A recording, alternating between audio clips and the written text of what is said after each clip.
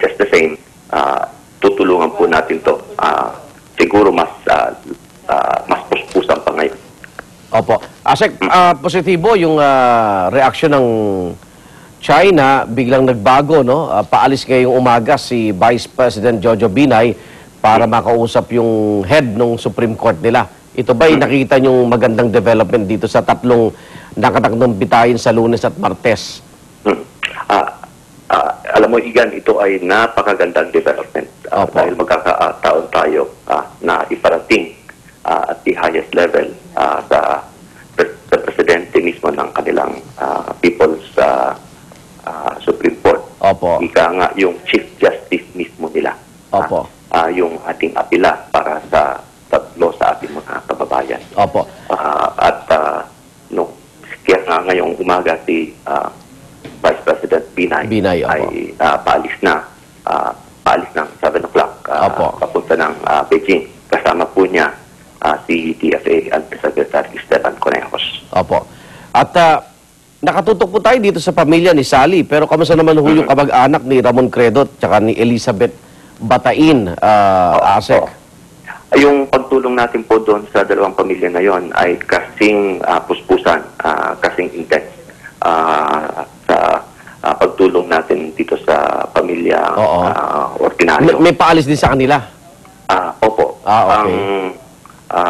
May 4 na paalis sa yung pangalawang pamilya, yung babae doon na naharap ng bitay. Opo. At saka may 2 namang family member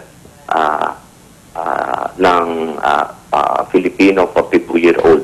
At sila po ay paalis ng Sabado. Yung passport nila, visa nila, plane ticket nila ay either ina-arrange or palagay ko na-arrange na. Libre ba yun? Sagot ng DFA yun? Po tayo. Sagot ng DFA yun o may ibang... Sagot po lahat ng DFA. Sagot po lahat ng DFA. At nung nagpupulong kami dito, kagabi sabi ni Yusek Conejos, they will present the strongest case, not only for an appeal for compassion, but also they will do it in in the best lawyer's brief.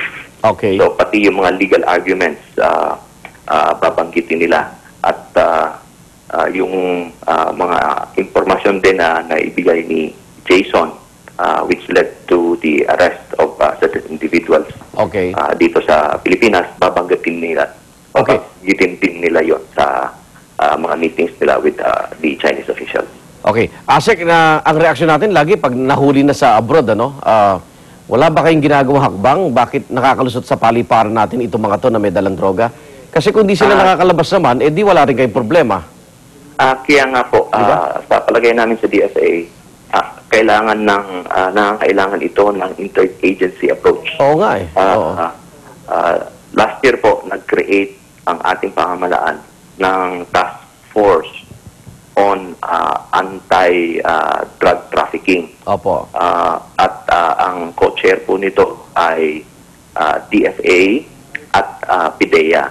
Nagsagawa po ang PIDEA ng ilang operasyon. Kasama na po yung Operation Home Run. Hindi kasama immigration?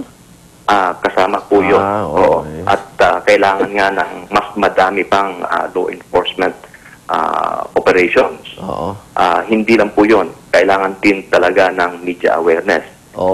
And siguro naman, finally, itong mga incidenting ito, lalo na yung maaaring mangyari sa Lunes at Miyerkules, would serve as a final wake-up call. Oo nga eh. Kasi mga kababayan na huwag magdadala ng mga packages para sa iba, kahit na supposedly employer pa nila. Yan.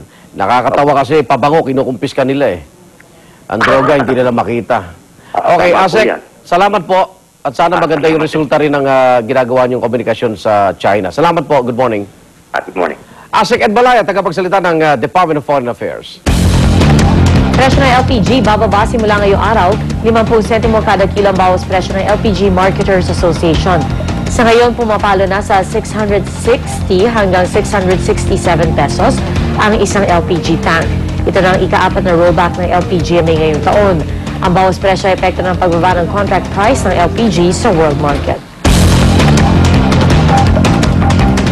Department of Justice pinag-aaralan ng paglalagay kay Senador Panfilo Lacson sa house arrest sakaling maisipan niyang sumuko o maaresto ng mga otoridad. Pero ang kampo ng Senador naninindigang wala ng bisa ang warrant of arrest dahil ibinasura na ito ng Court of Appeals. Narito ang report ni Teresa Andrada. Ni Anino'y hindi pa rin nasisilayan si Senador Ping Lacson sa kabila ng pagbasura ng Court of Appeal sa kasong isinampa laban sa kanya kaugnay sa pamamaslang sa PR man na si Bubi Dacer at driver niyang si Emmanuel Corbito. Ayon kasi sa DOJ, pwede pa rin daw arestuhin si Lacson dahil buhay pa umano ang arrest warrant laban sa kanya.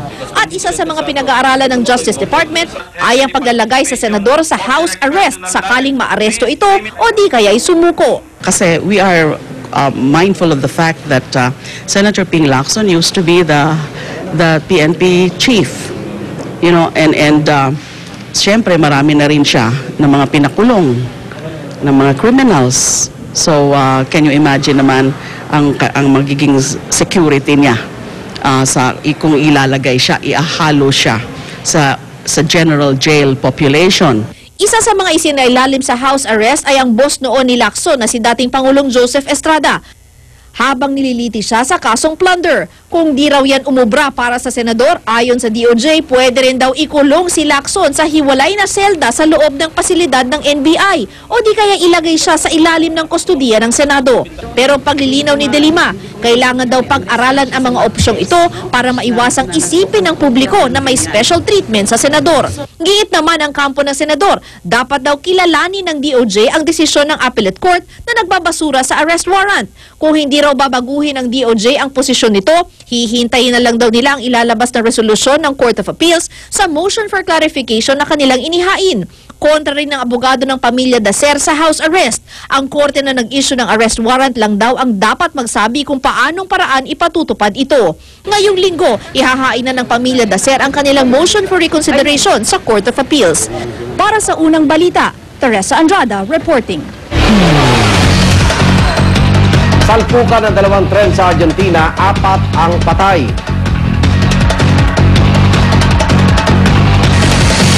At lalaking aksidente na hulog sa kanyang bangka sa Australia, 6 na oras lumangoy para makarating sa dalampasigan. Huwag pa huli, tutok lang sa unang balita.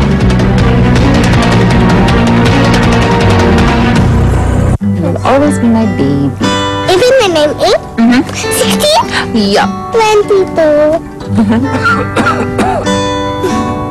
Even when you're 45. A mother's care never ends. Like Bisolvon.